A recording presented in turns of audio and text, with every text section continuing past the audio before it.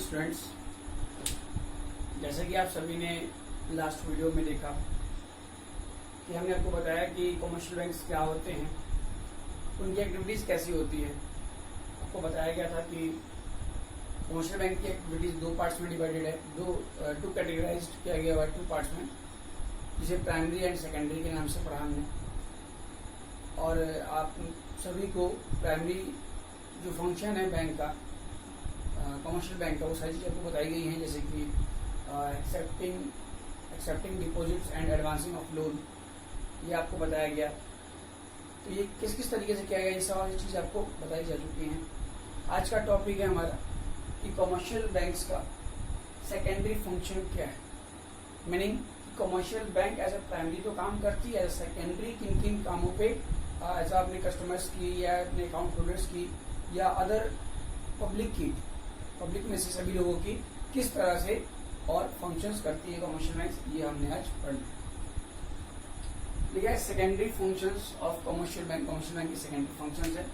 इसमें पहला है overdraft facility. Overdraft facility basically होता है कि ये होता है रेपुटेड और रिलायबल कस्टमर्स को एज अ बैंक ये हेल्प करती है। हेल्प इस तरह से करती है, सपोज मान लीजिए कि किसी कस्टमर के अकाउंट में 5 लाख रुपीज है और उसको अर्जेंट जो वर्क आ गया वो 6 लाख की आ गई, तो 5 लाख अकाउंट में तो है, वो तो यूज कर ही सकता है, लेकिन उसको उस कस्टमर ने 1 लाख एक्स्ट्रा अमाउंट की रिक्वायरमेंट कर दी, क्योंकि वो बहुत रिलायबल है और बहुत ही ज्यादा रिस्पेक्टेबल है उस बैंक के लिए। वो पर्सन XYZ पर्सन जो है, तो बैंक एज अ उसके गुड फेथ के आधार पे या उसके पास ट्रांजेक्शन्स को देखते हुए एज अ हेल्प करती है, एज अ सपोर्ट करती है कि भाई वो एज अ अपने अकाउंट में जितना बैलेंस है उससे अधिक अमाउंट विड्रॉ कर सकता है, निकाल सकता है। ये बैंक फैसिलिटी देती है।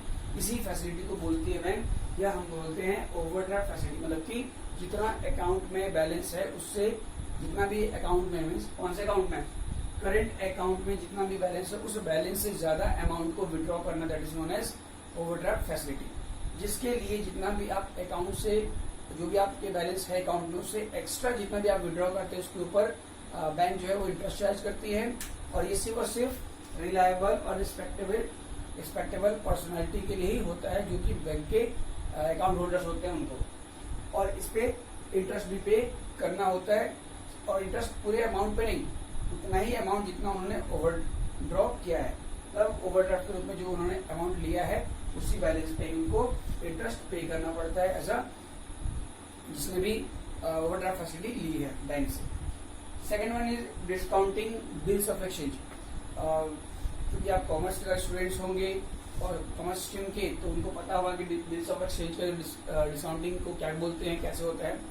इनकेस अगर आप आर्ट्स स्ट्रीम से भी हैं तो भी आपको कोई दिक्कत नहीं है। आपको बताते हैं कि डिस्काउंटिंग ऑफ बिल का मतलब ये होता है कि इट रेफर्स टू फैसिलिटी, प्रकार का फैसिलिटी है कि holder of bill of exchange can get the bill discounted with the bank before the maturity. Meaning कि सपोज मान लीजिए कि दो पर्सन के बीच में ट्रांजेक्शन हुआ, सेल परचेज हुआ, तो किसी एक मान लीजिए होलसेलर ने कुछ अपने कस्टमर को कोई हैवी अमाउंट का कोई प्रोडक्ट जो है वो सेल किया, बट उसके कस्टमर ने अमाउंट जो है वो पे नहीं कर पाया।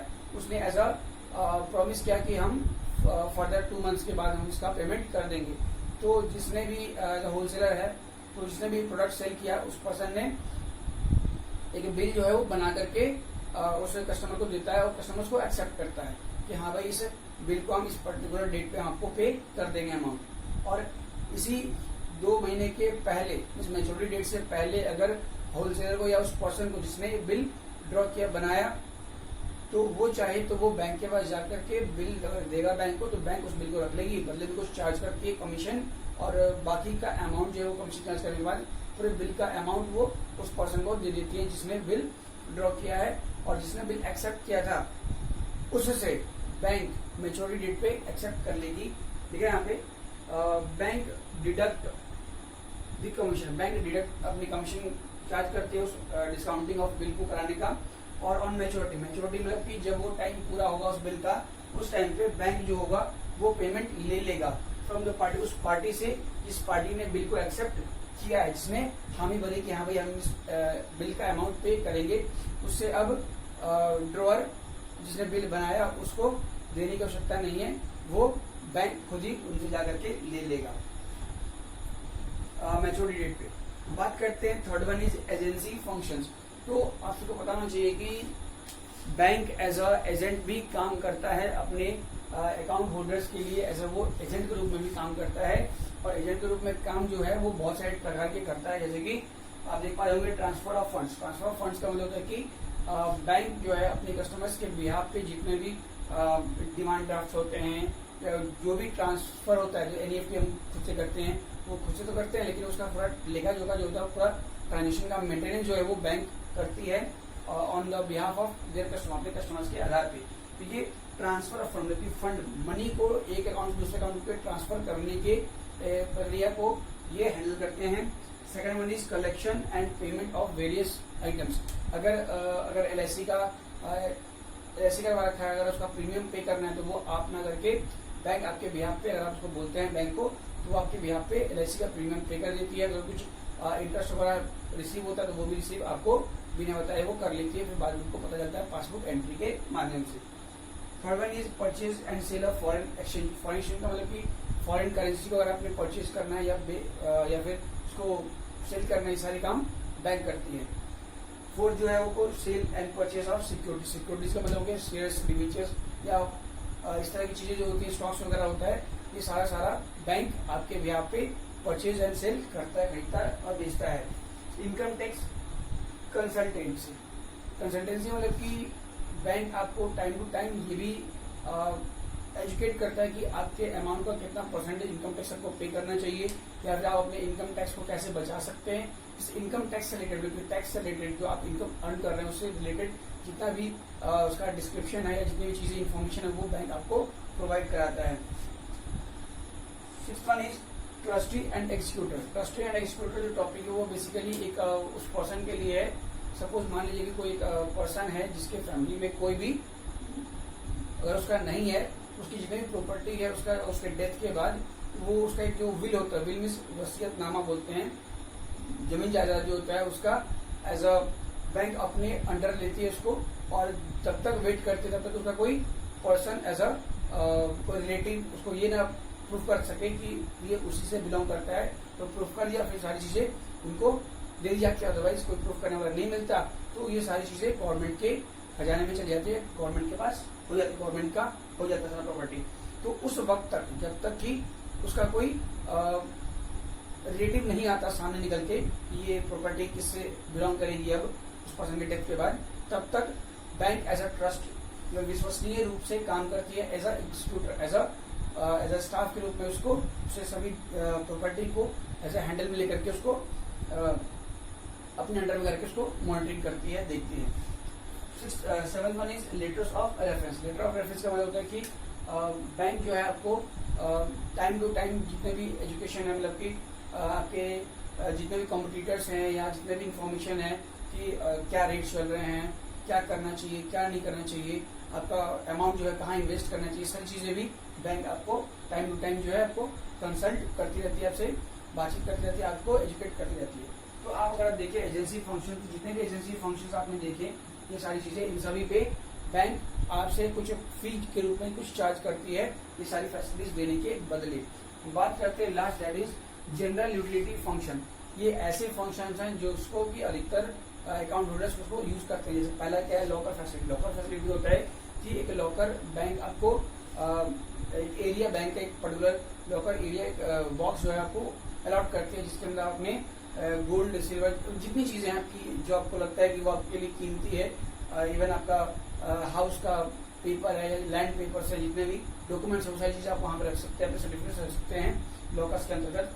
हम बात करते हैं second one is travellers cheque. Travellers cheques क्या होता है? ट्रेवल चेक्स बेसिकली एक नॉर्मल चेक ही है, लेकिन ये ट्रेवल के दौरान इसको यूज किया जाता है। सपोज मान लीजिए कि अगर आपने यहाँ से किसी दूसरे एरिया जा रहे हैं, मान लीजिए अगर अभी दिल्ली में है, दिल्ली से आपको केरला जाना है, तो ये यहाँ से एक बड़ा अमाउंट लेकर जाना, साथ में कैरी करने बहुत रिस्की होता है।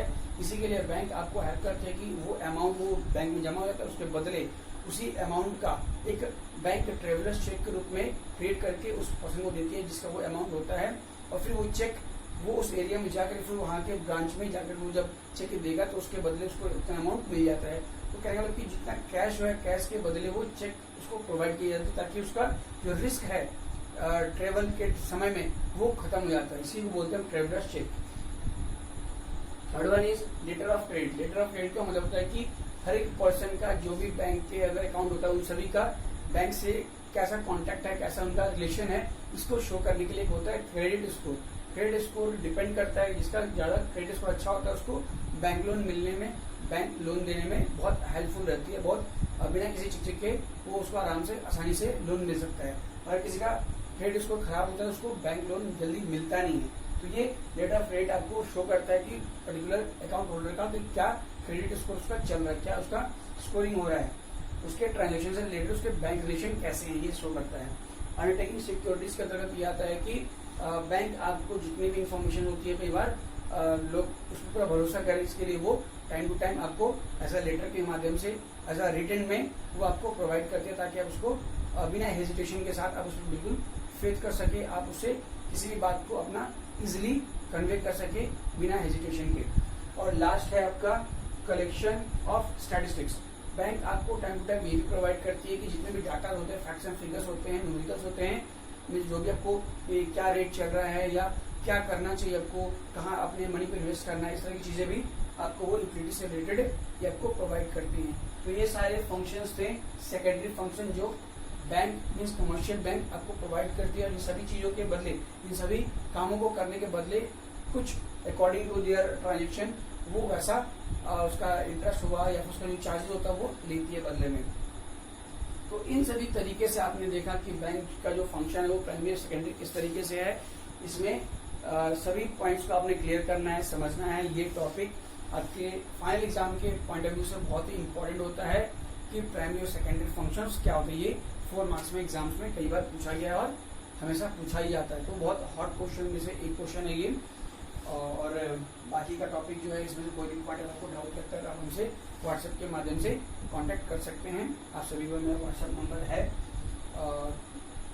तब तक फिर थैंक यू। और इसको पढ़िए, याद कीजिए, कोशिश कीजिए कि टाइम टाइम इसको नोट्स बनाते रहिए, इसका प्रिपेयर कीजिए नोट्स, और इसको याद कीजिए, कहीं भी कोई प्रॉब्लम का हमसे पूछ सकते हैं। Thank you.